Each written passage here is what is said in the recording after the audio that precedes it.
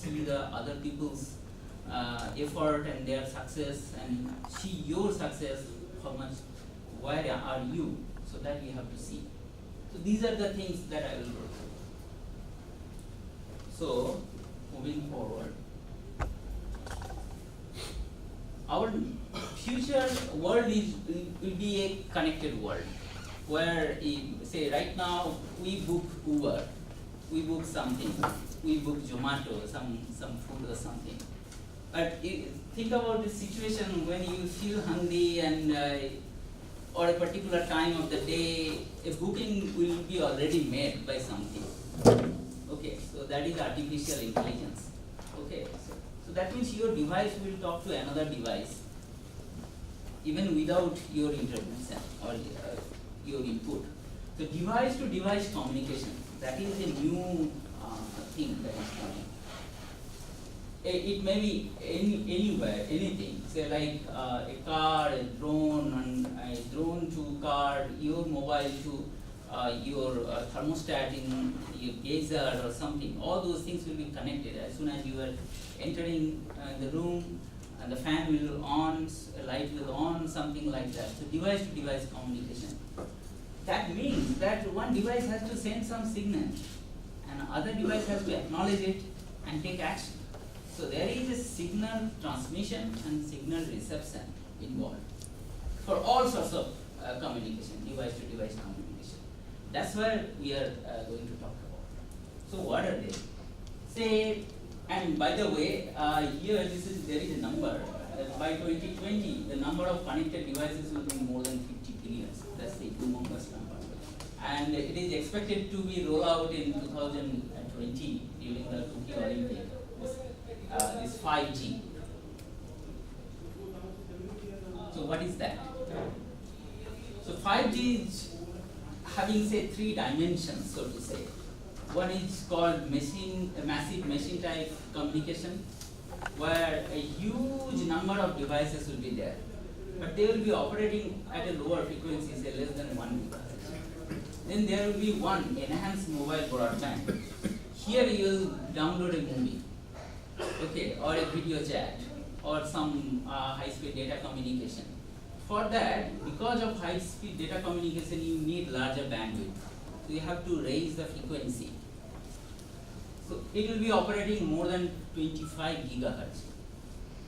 In the middle, there is a 6 gigahertz or 10 gigahertz band where your ultra reliable and low latency communications are necessary. Say 2 cars are traveling and both are driverless cars.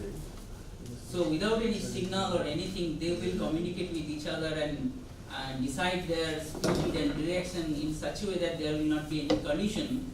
At the same time, there will be very least amount of time wasted. So they should not wait. So they will modulate their speed in such a way that they will just pass by. So for that, look at that situation. A fraction of second delay in decision making can cause a serious accident. So their reliability and latency means decision making time has to be lowest as possible. Okay, so for that they have chosen that high speed at the same time far reaching. Say when we talk about 25 gigahertz, it will not be able to, you will kind of think about a Wi-Fi which operates at 5 gigahertz. How far from you can get a Wi-Fi signal? Maybe some 500 meters maximum. Yeah, something like that. So that's not good for say 2 cars approaching. But still we are using 6 gigahertz. Wi-Fi is 5 gigahertz. This is more than that. So its penetration depth will be less. So people are smart enough to overcome those problems with some modulated frequency and etc. They are working on that. But you cannot use 25 gigahertz. That will be within a small room or something. Okay, so you have to compromise on the distance, penetrability, power, and all other sorts of things. So that's why 3 different frequency zones are there and so many different applications are there.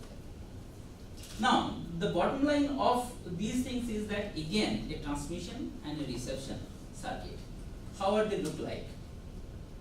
It's like a transducer circuit, a simplest transducer circuit, very early days, some 70s or 80s telecommunication system, where you have antenna and you are receiving a signal, then going for some amplifiers, and then you amplify those signals, then use an oscillator to mix another frequency, and you will get some band filter to reduce low frequency or high frequency, whatever.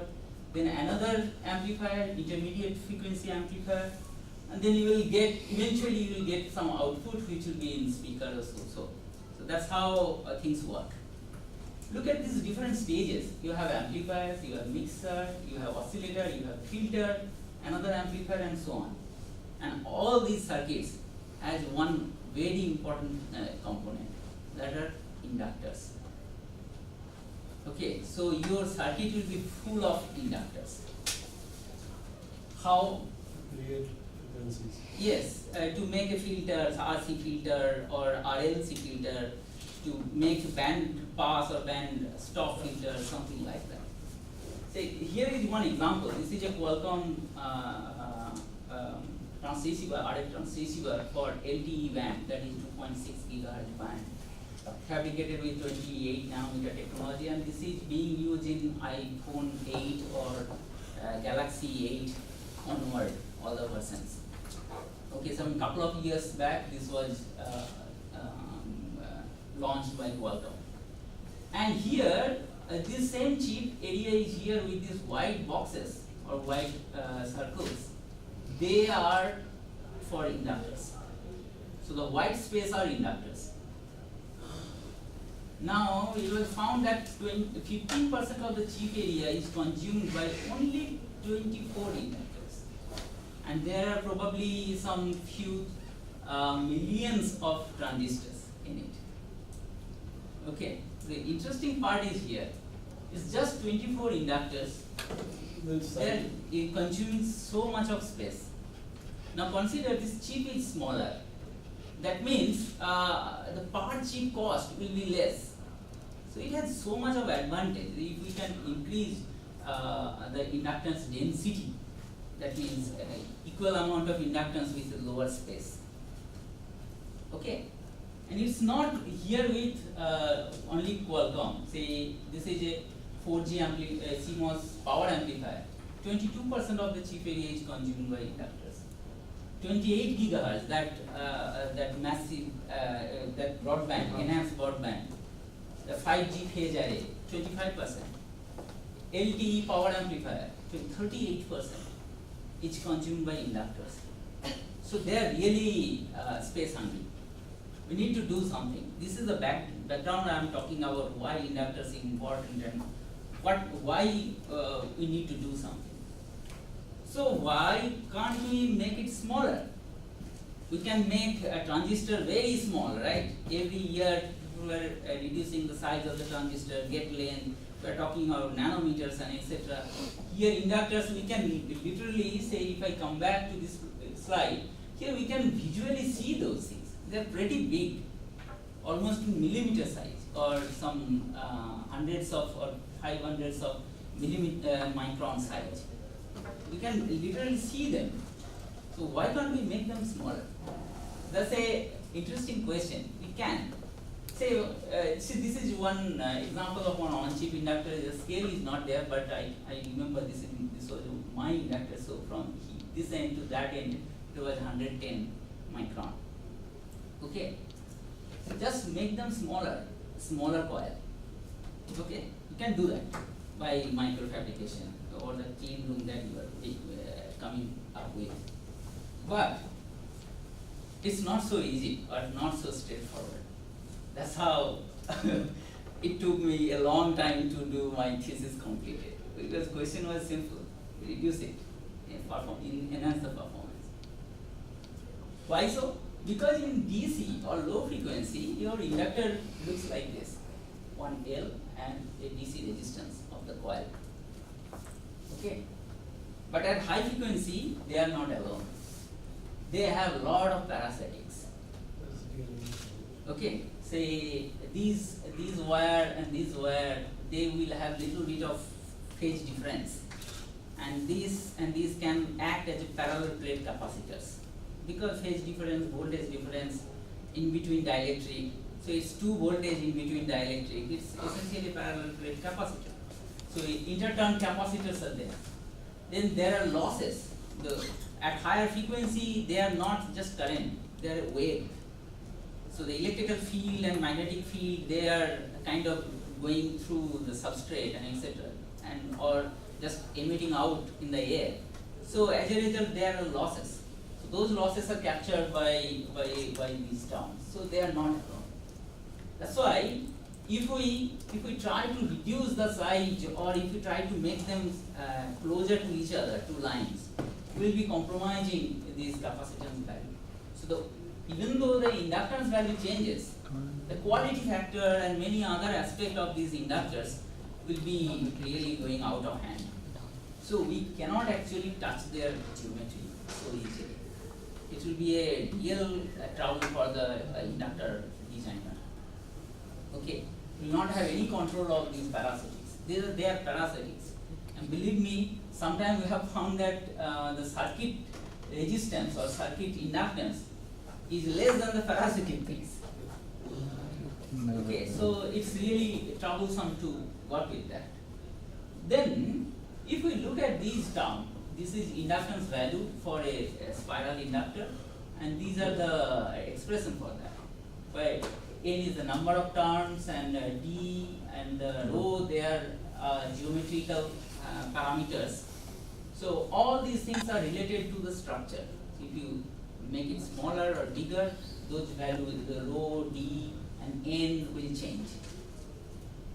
One interesting parameter is there, that is your mu r, which is a kind of a proportional factor, which is not affecting the geometry. What it is doing is, it is coming in on top of it, and it is making more inductance, almost linearly proportional.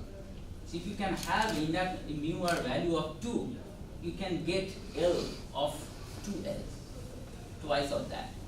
That means inductance density will be 50% increased, dramatically.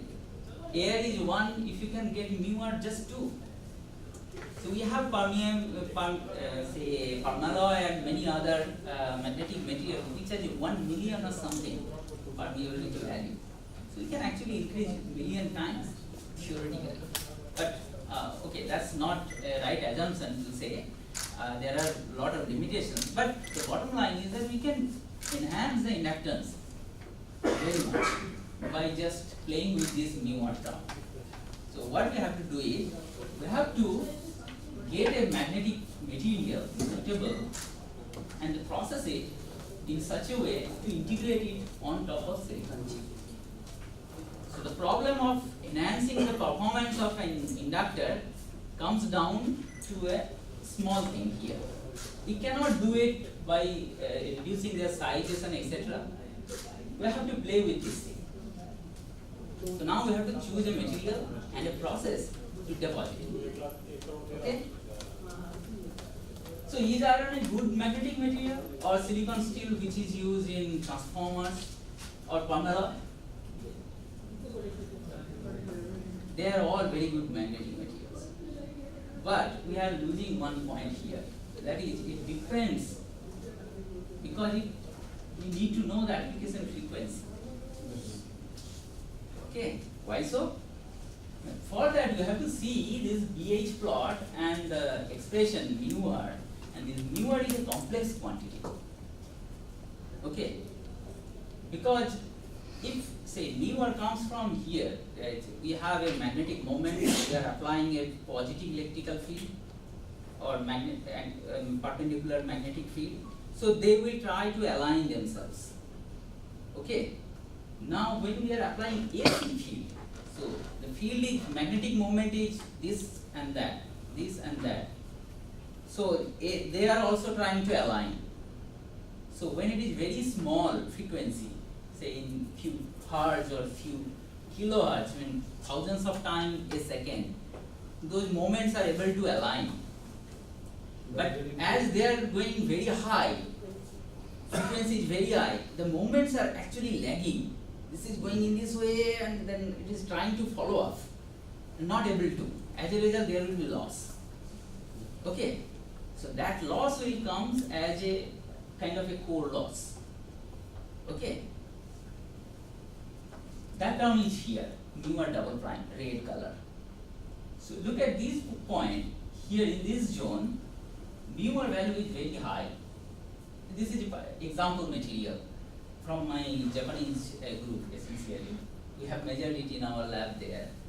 So in this very low frequency, this is 0.5 gigahertz, here the mu r value is very high and loss is less. That means it is following perfectly. But as it is coming towards this zone, the loss is dramatically or exponentially increasing. And this value initially increased and then just dropped down. So this is permeability. So it is here means it is not actually following. It is going above the head, something of that sort. Okay, so the magnetic material is not able to follow, it's completely out of phase. That's why maximum loss is taking place. And after that, loss decreased, but the permeability value never comes to that. And this particular frequency is called resonance frequency. That's a material's constant for a specific material. Okay, so every material has similar kind of features. At lower frequency, beyond a certain frequency, below a certain frequency, mu r value is very less and mu single prime is very high. That is permeable zone, and in that zone we can use it for inductors. And then here it is lossy, so it can absorb electromagnetic energy at that particular frequency. We can use that as a microwave absorber or frequency absorber or noise absorber. And then beyond that, so it is kind of a negative permeability, which is kind of a diamagnetic behavior coming out of a ferromagnetic material. So look at the frequency and then decide. So now if we can consider the permalloy, it is 1 lakh permeability, 10 to the power 5 permeability at DC or low frequency, means 50 hertz or 100 hertz or 100 kilohertz even. But in 1 gigahertz, it is as good as wood, nothing. So we cannot use that. There is a chart here. So after I got this problem that okay, we have to make it, so we have to find a material. So I have found this chart. It was long back. Okay, this was came out in the handbook, but it was before that it is a well-known thing. So here different materials are there and their frequency ranges. By the way, this was a mistake in that book. It is megahertz, 1000 megahertz, 1 gigahertz. So in that, I was talking about gigahertz, right? So means my line is here, and you see almost no material is available at that frequency to be useful. Only thing is the nickel zinc ferrite is probably closest one. Manganese zinc ferrite is the second closest, something like that. Okay. Common thing is that they are ferrites. So it has to be kind of ferrite or a member of ferrite family, something of that sort. That may give us closer to this 1 gigahertz or even 10 gigahertz or so. So we have found that the low resistivity material like permalloy or CGN or FeCOBN, so these kind of amorphous materials, they have very high permeability but very high conductivity also. That means prone to eddy current loss, and as a result of that, they cannot be useful for gigahertz frequency. On the other hand, if you wish to use ferrites, they are oxides, so you have to crystallize them. You have to make those oxides to be crystallized. For that you need high temperature processing. And I am talking about CMOS integration. You have to put that on chip. Where transistors are there, I cannot put it into 500 degree centigrade furnace. It simply will burn my transistors out. Breakdown will come in the dielectric stack or etc. So it simply cannot afford that much of temperature. So, if we wish to go for ferrite, we are having a problem of processing. If we wish to go for these things, permalloy and etc., you will not get magnetic property, and at the same time they are very high low resistivity material, high conductivity and high eddy current losses. So we need a magnetically permeable, electrically insulative material from the ferrite is the best chance, but we have to find a way to do it. That's why professor was saying that there are different methods to get nanomaterials. Some of them will be useful for some purposes, some of them will not be useful for those purposes. We have to find out a appropriate recipe for our own problems. So this is one key learning we have to learn from here. It's not that somebody is doing something that may be useful for us. We may need to find out a new way. At least we have to be open to try a new method, something of that sort. So how easy was that to get a high permeable material integrated in that way? So this is, I like this paper very much. This is a very big group. They're from US military and some prominent universities and so on. And here in this part it was clearly written, developing IC compatible magnetic materials with high permeability, high ferromagnetic resonance frequency and low loss still imposes a formidable challenge. And when there is challenge, there is opportunity. So we try to take that problem. What we have to do is, these are kind of on-chip inductors. This is a silicon chip with many other circuits. These are on-chip inductors. Here also some oscillators and dummy inductors. So these inductors are there, L1, L2, L3. These are the values of their air core inductors when there is no magnetic material. Design frequency is 10 gigahertz, 10 gigahertz and 5 gigahertz. What you have to do is, you have to enhance the inductance density of them by a magnetic material, as simple as that. How will we do that? So we will, I will come to this picture later, but have a look at this. We will do that in that way. So can you see that spiral coil here? It's a cross section of a spiral. So these are the metal lines. So in this place, if they are going, here they are coming out. So like this. So we are seeing the cross section of it. So there is always a passivation layer which is blue, and we have to remove those passivation layer and replace it with this red color ferrite coating on top of it. What this coating will do, now if you see that here, this is a loop. It's a single turn spiral sort of thing. The magnetic lines of forces are like that. Okay, so here also here also magnetic lines of forces are in this way or in this way. Okay, you have to protect that. You have, after this coating, it should be going in this way and then just following. It will not go to air. It will be protected or given a permeable path. That's why we need a high permeable material here to avoid loss. So this is a simple problem, right? Now there are different ways of depositing ferrites. Again, from the literature we can get all those information. We understood that we have to deposit a ferrite film on top of some CMOS chip, and there are these are the different ways, and there are many other ways. I have kept only few of them which are more popular and regularly used. Pulse laser deposition. That is for very small scale. You cannot scale it up. So it is not of any industrial usefulness. It can be very good for technical understanding or scientific exploration, but not for industrial fabrication. DC or RF sputtering, they deposit invariably amorphous film. You have to now oxidize them or crystallize them. You need a high temperature anode. Sol gel or spin coating, you probably have you have tried those kind of any of those things. That also require high temperature annealing. Spin spray plating, this is a Japanese technology. I have made those fellow, and they prepare ferrite with crystalline, very nice crystalline nature, even less than 90 degrees centigrade. amazing. But problem is that because of low temperature, the adhesion to the substrate is not so good. So they have to do substrate pre-treatment. So, okay, some etching and plasma treatment and etc.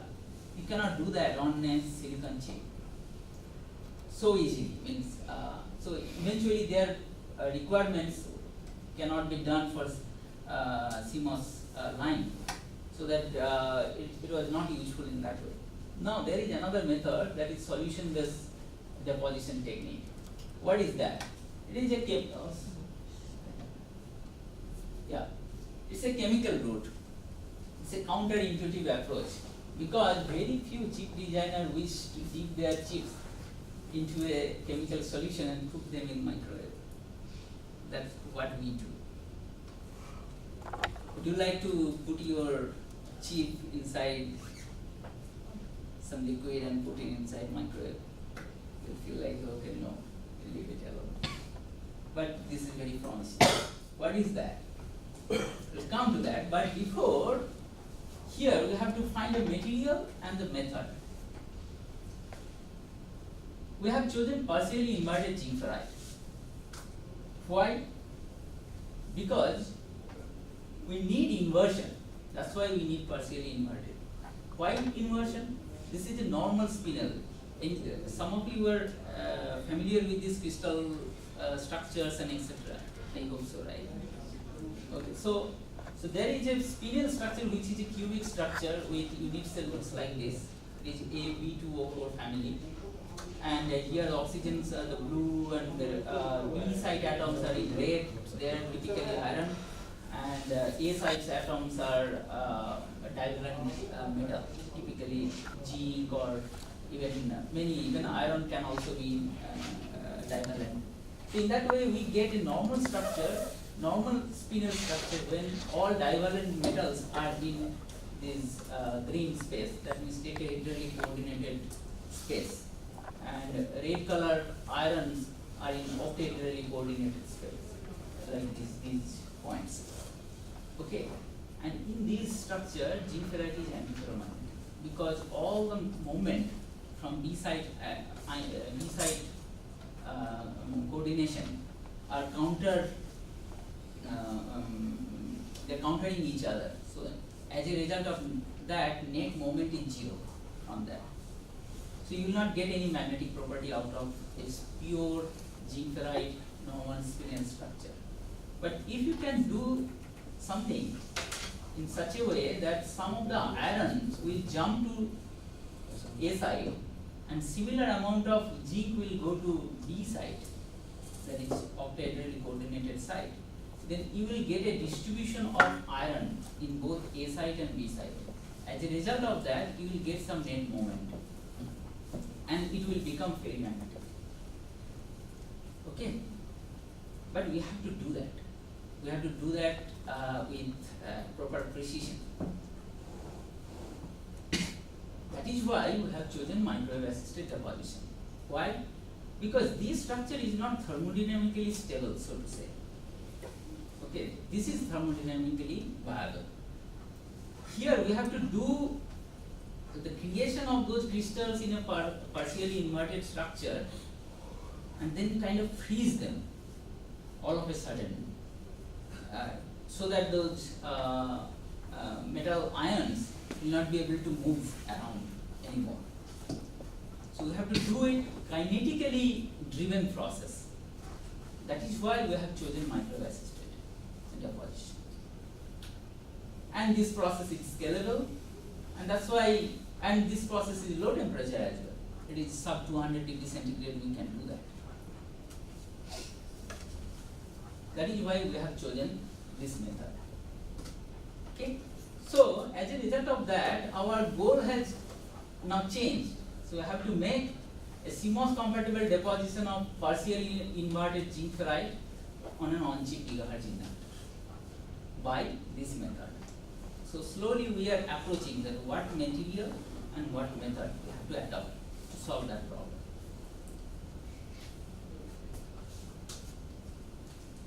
Now another one problem is there. That is nano size effect.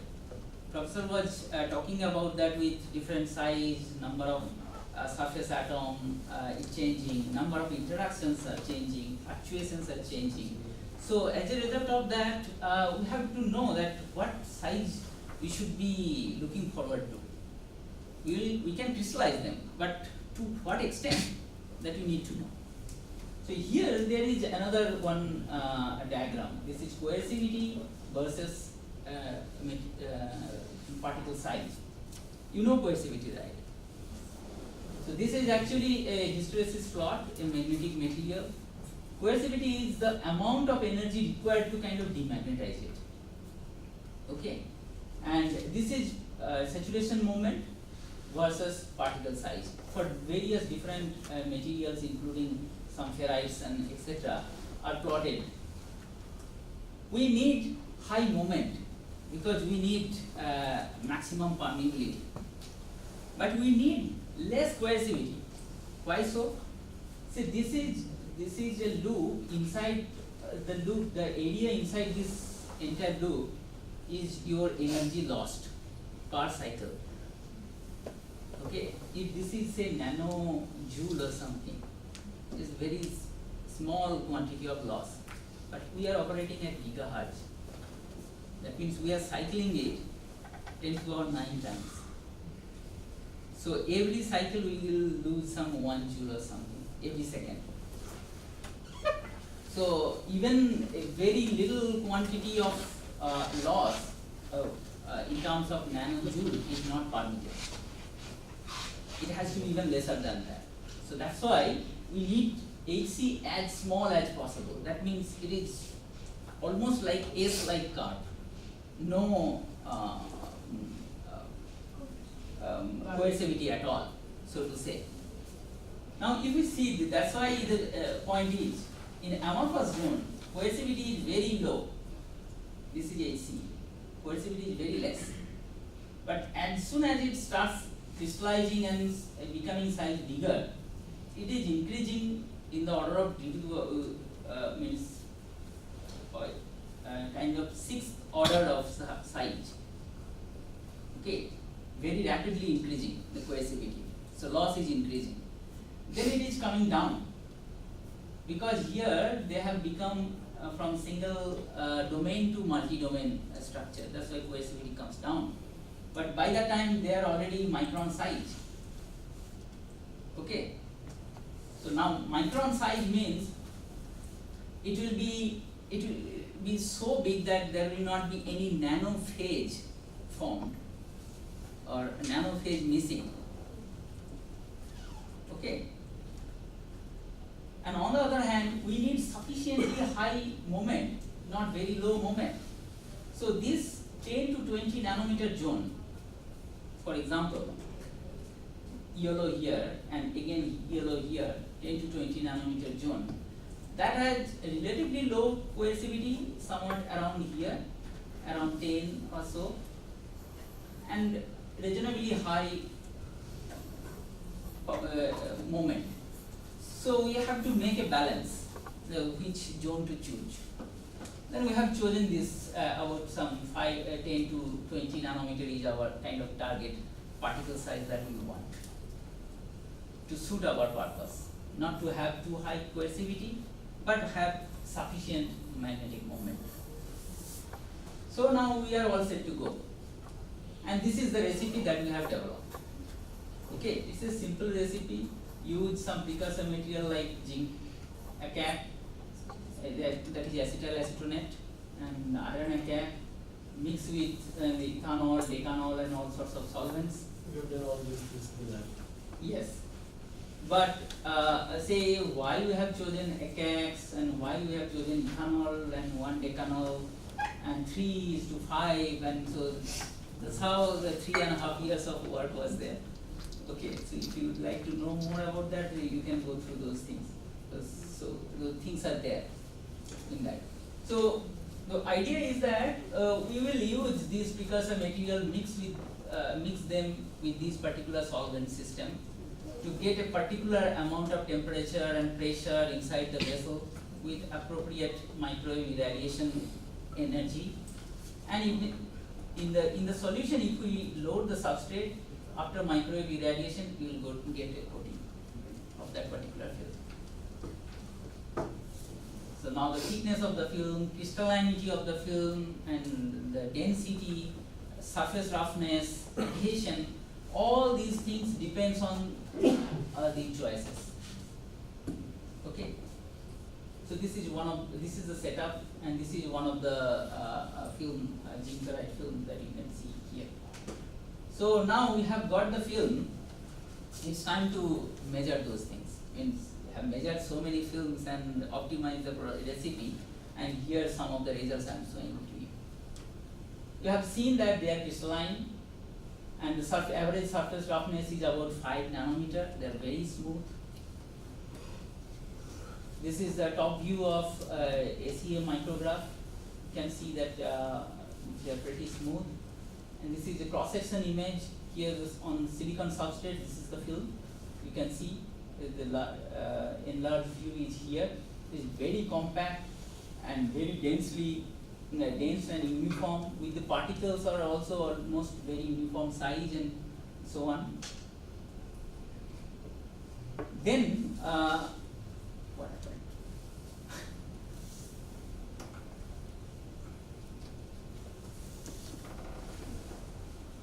Sometimes some magic happens. Okay, so then it's important to understand we have from the crystallography we have seen that they are spinel, but we cannot confirm whether it is purely zinc ferrite or comes from the iron oxide like magnetite or some other phases. For that we have to do the XPS analysis. So we did this. We have taken this film and did surface spectroscopy from this layer to subsequent layers in different. After doing some depth profile, we call it depth profile. So we etch layer by layer and take signature from the layer underneath. And then we have plotted all of them here, and we have found some inversion. So these green and this red, they are showing the zinc in A site and B site. So and this is almost uniform all through the thickness. So they are partially inverted zinc ferrite. And there are some iron oxide also present, little bit of that we have also understood. Near the surface, there are some iron Fe0 and some silicon rich peaks are also there. That is talking about that how good the adhesion is. So they are forming bond between silicon and our magnetic field. Okay. So after all these things, we have found that okay, so now the film looks good enough for doing high frequency measurement. And before that, we have to do the magnetic measurement, and we have seen, rightly we have seen that zinc ferrite ideally we should be antiferromagnetic, but it is kind of a ferrimagnetic or even saturating after a certain field. It has very low coercivity. Coercivity is about less than 20, you can see. Okay, 20 watts 10. So it is a very low coercive material. You can see that S-like curve here. Okay, so loss is very less. And the moment is not so high, but it is reasonable. Okay. What about its high frequency property? So this particular experiment was really tricky and difficult to make. We actually don't have any facility in IISc, or even probably it is missing in India altogether. So that is one of the reasons that I visited Japan. So I visited Japan at Tohoku University, a specific group who are pioneer in high frequency measurement. So they have developed this shielded loop 9 GHz measurement facility by themselves. We tried to measure it there with Professor Yamaguchi's group. But we didn't get any signature, resonance signature, even up to 9 GHz. So we couldn't make sure whether material is magnetic or not at 9 GHz or so. Then we have tried to collaborate with one academic group, and this is one industry and another academic group in Tohoku University. And this is in Tokyo area, one in industry, to do the measurement. So we tried up to some 30 GHz and some 14 GHz and so. still the sensitivity of these systems were so low that, and our magnetic material is ferrite and it's not at such a high frequency, the noise floor is too high for our material. So kind of noise and the signal, their signal to noise ratio was not high. That's why we couldn't measure. So we were kind of back to square one, even after visiting Japan, even after trying to get the measurement done over there, we couldn't do that. So then we were thinking about how to get the solution, and eventually we came up with some physicist idea, somewhat. So here, this is again a cross-section image. So you take one three line GSG, a line that is we call coplanar waveguide. You might be heard about that. So it's like if you think of your cable, television cable, that's a round thing with a copper inside in the middle. Take a slice in between, then you will get ground, copper, ground. That is what is happening here. Ground, copper, ground, something like that. So it's GSG, called CPW, coplanar waveguide. So using this waveguide, we can judiciously design it in such a way that the electrical field will be in plane. Okay, at high frequency you have electrical field and the magnetic field perpendicular to that. If I can restrict or if I can design it in such a way that the electrical field will be confined in the plane, in plane, then magnetic field will be out of plane. Okay, so that's how you do the impedance matching and etc. Okay, so we have designed it in that way. So now our magnetic field is out of plane on top of that. On top of that, now if we put our ferrite film just right on top of it, then the ferrite film can interact with that magnetic field. Okay? And if it interacts, it will change the impedance. It will change the phase at the end of the two measurement.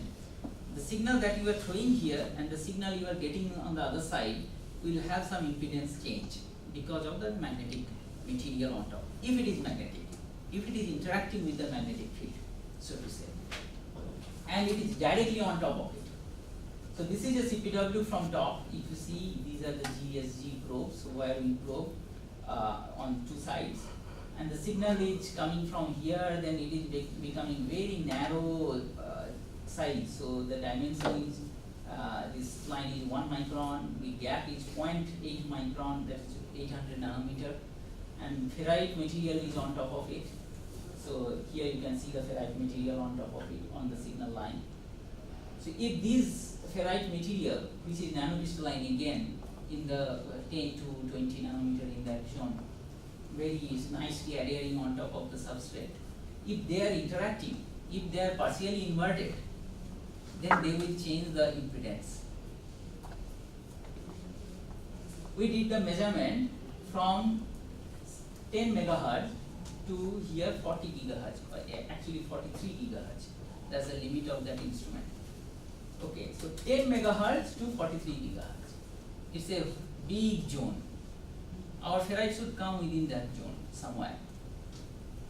And we have found that the loss, here this is the signal that we are throwing and how much we are getting on the other side. That is given by S21. You know S parameters? Yeah. Okay. So S21 and S11 is how much is reflecting back. So this ideally S21 should be almost same with and without ferrite if it is not interacting. And at lower frequency there is no loss. That means magnetic material is not consuming anything. Impedance is same. Okay. Then after a certain frequency they start dropping. Particularly this red to this one, it is dropping faster, and it is more prominent here in this. Okay, that indicates that now some activity is coming into picture. So it is absorbing that noise. Now remember that curve where I was talking about that beyond a certain frequency it will not able to follow. So the resonance will peak. that is the resonance frequency. So here that frequency is 28.5 gigahertz. So if we have a material whose resonance frequency is 28.5 gigahertz, and the loss starting here, this is about some 10 gigahertz, and this is about some 12 or 15 gigahertz or so. Up to 15 gigahertz it was flat, and then the loss is picking up. Here it is inverted because we have plotted different things. That was permeability double prime, here S2, S11. Okay, so but they are indicative. This is the frequency where the loss is maximum, and up to this frequency there is no loss. So at 10 gigahertz, this material has no problem. It can actually it can be used as a magnetic material. So what has happened? We have seen nickel zinc ferrite was the champion, which was touching 1 gigahertz. Now we have a material which is going up to 10 gigahertz, so 1 order extra. Okay, and this ferrite is on silicon chip, less than 200 degrees centigrade, nicely adhering, nanocrystalline, uniformly distributed, very compact. Whatever we needed, we have got that here. Let's go and measure. And this is one of the image. You can see on the inductor coil how nicely the ferrite is being coated on 3 sides. Here you can see it better. Look at this profile. The ferrite is actually following the contours perfectly. Okay? And the measurement at 10 gigahertz, it is giving 25% enhancement in quality factor and about 13% enhancement in inductance. So inductance density. This is not significant, but at this frequency there was no material. Now there is at least something which is giving us a certain enhancement. There is a lot of room to do, room to improve the quality of the material or permeability value of the material and some other things. So there are a lot of scope there, but at least we have shown something. And the results are like this here. The after ferrite core, this is AR core, and this is ferrite core, inductance density, nanohenry per millimeter square. So enhanced by 13% for L2, that L1, L2, L3, 3 inductors I have talked about, and for L3 it was about 20%. And and where are we? So this is the state of the art. Whatever is published, these other colors, rates are our. You see, beyond 5 gigahertz, absolutely no inductor with ferrite core or any other magnetic core. And in terms of the quality, inductance density, this value is much higher than even this. So low frequency, 1 to 1.1 gigahertz or so, that inductance density was lesser than our inductance density at 10 gigahertz even. So this is a kind of a boundary line, and this is showing the way to go. Higher frequency, higher quality. Higher frequency, higher density. And we are right on this direction. So these are some of the best inductors that we can see in current form. Now, the last one, I have mentioned that we have to dip the chip in a solution and then keep it in microwave. Will it still survive? So to do that, we actually use a test MOSFET, which was there in this particular. So these were my L1, L2, and here this is a test MOSFET. So we deposited the ferrite film here and test the MOSFET structure before and after deposition. And what we have seen is, so this is IDVD and IDVG plot before and after. They are just overlapping with each other. So no change of their performances. So MOSFET survived and survived with flying colors. Okay, so the process is CMOS compatible. So eventually what we have learned now, we had a problem, that was we had to get the inductance density up. or quality factor up. We didn't know what material to use, what process to use. So we tried to investigate in such a way that what material will be suitable, then how we can get that material, and then how we can make the process, material processing a CMOS compatible process. So that's what we have done. We have developed a sub 200 degree centigrade ferrite deposition technique, achieved the highest reported FMR frequency in spinel ferrite by inducing inversion, by making it thermodynamically, not a thermodynamic process, by kinetically driven process, and improve the inductance density by 13% at 10 gigahertz. So that is the highest inductance density, and the deposition is CMOS compatible and scalable. It's a low temperature and rapid process, some 5 minutes, and less than 200 degrees centigrade, no vacuum needed, nothing. So it's essentially greener and very low cost solution in some. So that's what we have got. Now the thing that I was talking at the beginning, that working with a group with a lot of people with different expertise together is most important thing. So here I was thankful to all the professors and the research associates there in Tohoku University, like Professor Masahiro Yamaguchi, Professor Endo, Mr. Miyazawa, and in IISc, Professor Shivshankar. Professor Bhatt will present the day after tomorrow, I guess. So, and Professor K.J. Vinay and Professor Gaurav Banerjee, they are analog circuit people, so I have got some chip from there.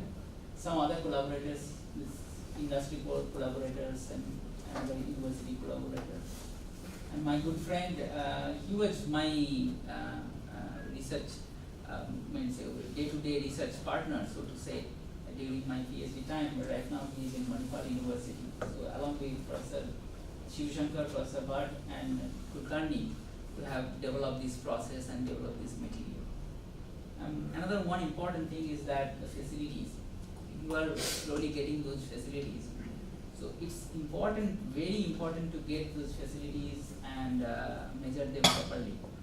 And right now there is one drive that is called ISTEM. You might have heard about that. So that is, the facility will be connected.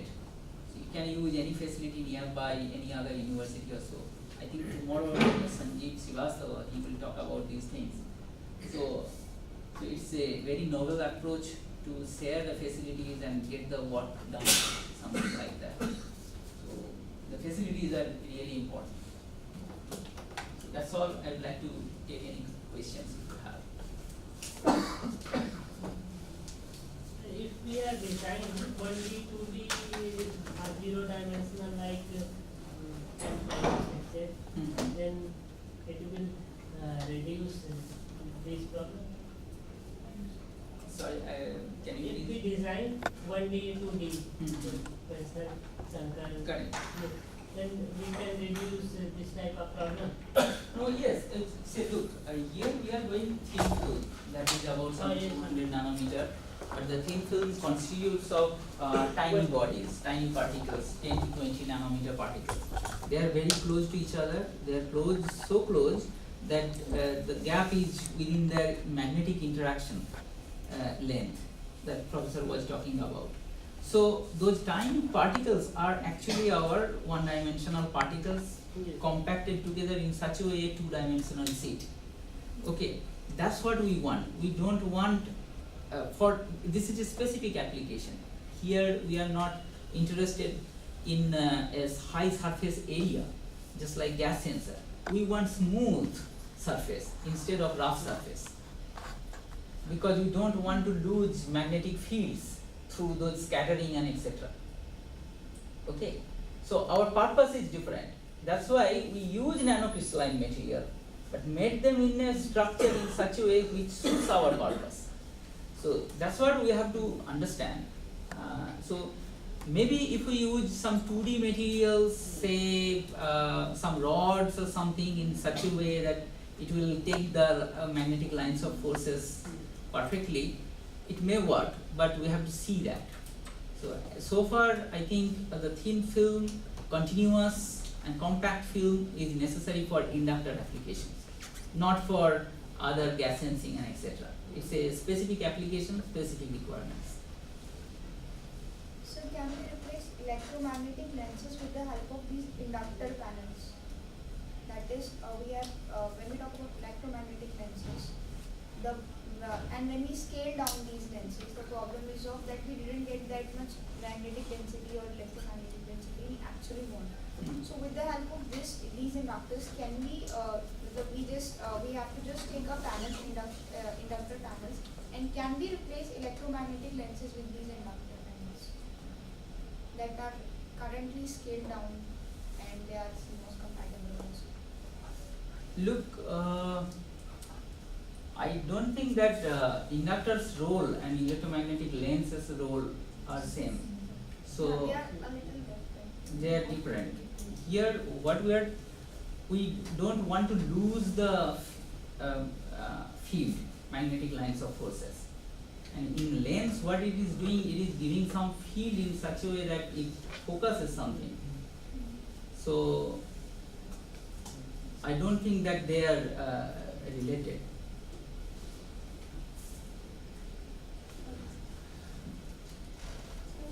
There's a difference between permeability and permeance. Yes. So can you explain that difference? Oh, okay. So permeance is actually permeability per say area or per say thickness or something. It's on a specific amount, which dimension you are talking about. For thin film, it is permeability per thickness. Okay, per micron or something. That is permeance. Now, it's as good as we have magnetic lines of forces. A certain number of lines of forces, we have to contain them. If I have a high permeable material, then I will be able to contain them within a very thin channel, because flux, the number of flux lines that it can provide will be very high within that zone. But if we have a low permeable material, we need a thicker film. So if we provide thicker film, it will do the same purpose. So if your permeability is less, use thicker film. That means permeance is actually the factor which determines how the inductor works. So permeance should be high. You can Yeah, permeance. optimize it permeability. Yeah, you need a certain permeance. To achieve that permeance, based on your permeability, you have to tune the thickness. So here the purpose was to reduce the size of the inductors Correct. without losing the magnetic field. Correct. But size means here lateral dimension, not the thickness. In Z direction, we instead of 400 nanometer, if I use Area. yes, the area is area. Means the size is area. Yeah. Sir, is there any work going in hexaferides instead of spindle structure? Yeah, that's a very good question. So if you go to that 30 gigahertz or 28 gigahertz onward, there are a lot of hexagonal materials which are very high permeable even in those frequencies. Say some 40, 50 gigahertz M-type hexaferides and other hexaferides. But those hexaferides are formed at 1100, 1200, 1300 degrees centigrade.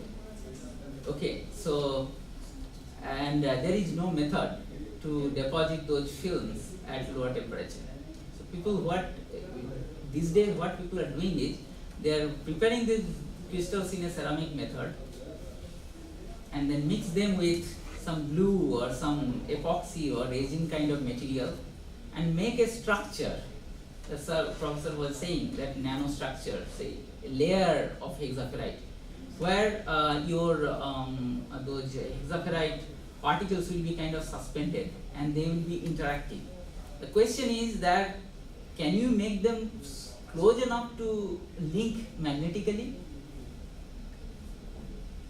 Then you will get enough permeability.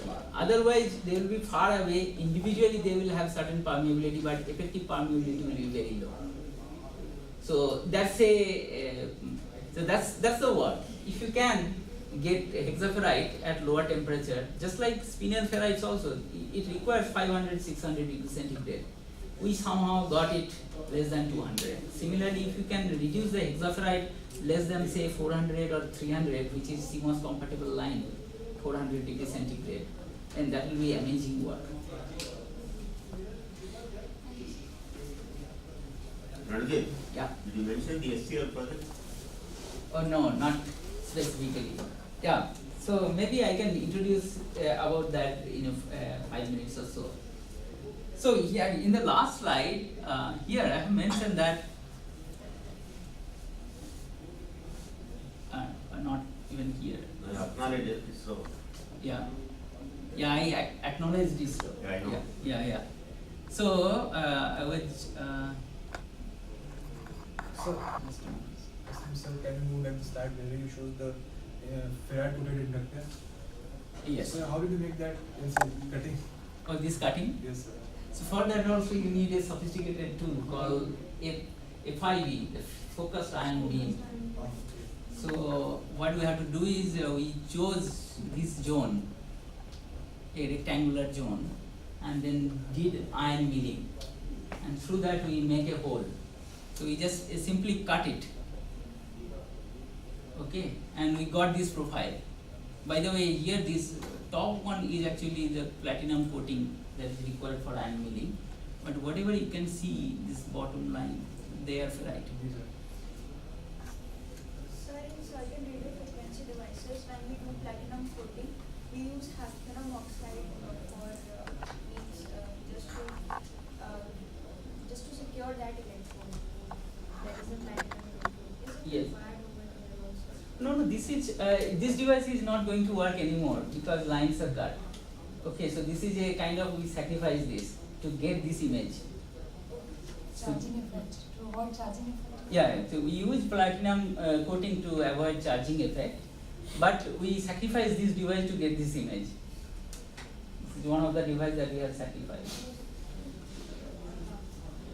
Yes, I was talking. Let me talk about a little about that. So look at this. This is a 10 gigahertz inductor, and 10 gigahertz, or actually the 5-6 gigahertz in this zone is very strategic, important, and this is important for our space applications as well. So once we have got these results and we have talked to ISRO, and they have right now a semiconductor laboratory. They acquired that semiconductor laboratory in Chandigarh, Mohali. It's right now a part of ISRO. So ISRO is trying to get those inductors built in-house. So they wanted quality factor, most importantly. For them, the size is not a big constraint. They need quality factor to be as high as possible. So we have seen that here we can get some 25% enhancement in the quality factor at 10 gigahertz. So they were really excited about this result. And then we were working together right now to make this kind of improvement happen for a big wafer piece. That is 200 millimeter, that is almost 8-inch wafer. It will be industrial scale wafer. So far we have worked with some 1 centimeter by 1 centimeter small piece, and these chips are even smaller. It's 2.5 millimeter by 2.5 millimeter, those images of the chip that you have seen. So now it's a challenge for us to make it 8-inch wafer. So the deposition, equal quality of the coating, adhesion, uniformity, surface roughness, magnetic property, high frequency magnetic property, crystallite size, everything has to be uniform all over the 8-inch wafer. So that's what we are working with, and ISRO, and we believe that we will be able to do it in next 2 years of time or so. So that's why at the end here I recognize ISRO also as a part of our finding. So, one thing, you said you have taken out the preservation layer, Right. like cross section layer. So what was the process you have used for that, take out that preservation layer? Oh, okay, that is RIE. Reactive ion. Chlorine or fluorine process you have? The chlorine process. Fluorine Yeah. process, yeah. And for that, after that ferrite deposition, which process was used? Well, so we didn't do any process there. Yeah. what we did is it was a thin ferrite layer, so that was 400 nanometer or so, and the ferrite is electrically non-conductive, so it is not making any salt or anything. Okay, it is electrically inert. What we did is we used the probes to just pierce through and touch the underneath pad after deposition. So that's a kind of brute force way. It's not the ideal way. The ideal way will be to put a mask and remove remove the ferrite from the pad zone and then probe it. But that will require extra mask step as well as more complexity. So instead, because of its electrical property, we thought that it will not have much impact. That's why we pierce through. But if it is a 2 micron thick film, then piercing through 2 micron is a tricky task, and you may get your probes damaged. So for that you need to do the mask. That's what we are developing now. Because we have to do 2 micron thick of the same film, not 400. So scaling on size as well as on thickness, keeping the properties same. Sir, why the deposition was thin at non-conducting mirrors and thick at conducting mirrors? That's a good question. That's a very good question. And before that, you should have asked the question why deposition was actually taking place. I didn't tell that at the beginning. I just saw the recipe and I mentioned that we are getting to film. You believed it. But why was that forming? Where the energy is coming from to make it crystallize? By microwave radiation? Yes. So when we apply microwave, and microwave is a electromagnetic wave, it has electrical and magnetic field. It is 2.45 gigahertz microwave, okay? So 2.45 billion times a second the electrical field is changing. And you have ethanol we have used, which is a dipolar solvent. So the ethanol molecule is rotating 2.45 billion times a second, and not one molecule, all the molecules. So whatever amount of ethanol you are using, all the ethanol molecules are rotating. Now imagine how hostile the situation is inside. And on top of that, the microwave can reflect back from metal surfaces and dielectric surfaces and etc. So whenever it is impinging on metal and then reflecting back, so it is making some active sites on those metal or the dielectric or based on their electrical characteristics. And that is why on metal the activity is little more. So nucleation site density and growth is little more on metal than dielectric. Yes. What was the purpose of using one decanol, because that is non-polar? Correct. So we didn't start with one decanol. We started with something else. Then we found in the process. That's why you have to go through those papers to understand them. So we have found that we need some surfactant to get nice and smooth quality film.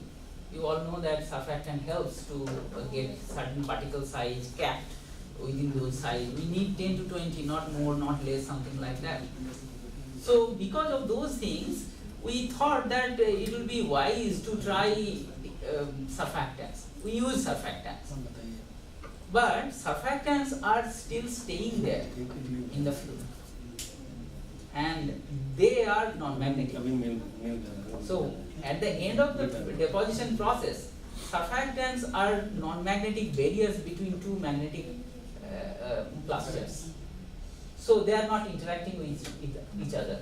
So effective permeability will be less. So we need to get rid of surfactant. See, if we now remove the surfactant by little bit of annealing, we see that some 200 or 300 degrees centigrade is required for removing surfactant, because they are all carbon based material and they just get carbon dioxide and moves out. But they leaves a lot of kind of pores. That is not useful.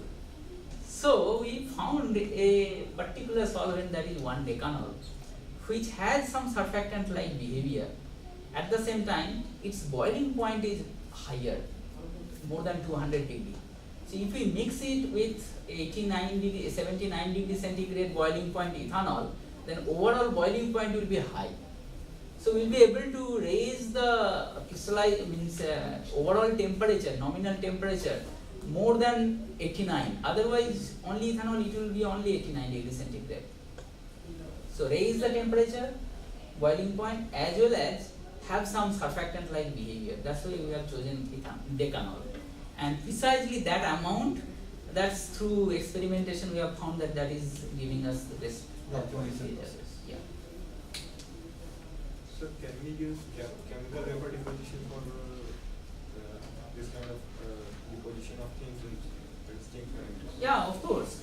You can get, so the question will be the chemical vapor deposition process is a thermal process.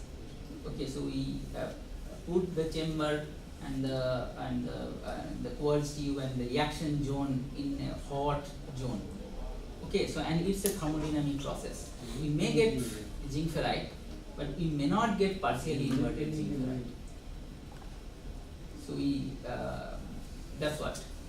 And also it won't be seamless compared. Yes. The process won't be seamless compared. The temperature you need in CVD for this ferrite will be higher than what is required. Yes. Typically 500 to 600, not less than 400%. Yes. Because of that hostility, means all the things happening very suddenly with a burst of energy inside, and there is something called hot spot created while microwave synthesis. So those hot spots are actually helping us to get those crystallized.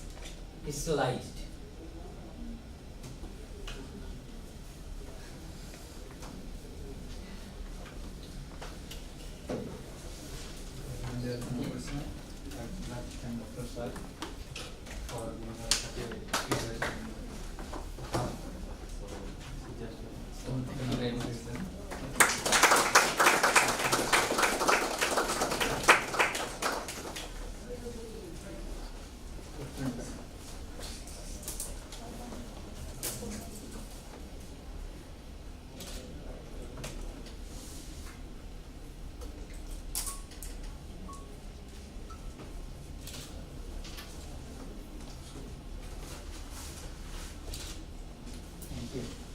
Thank you very much. Thank you all. Thank you.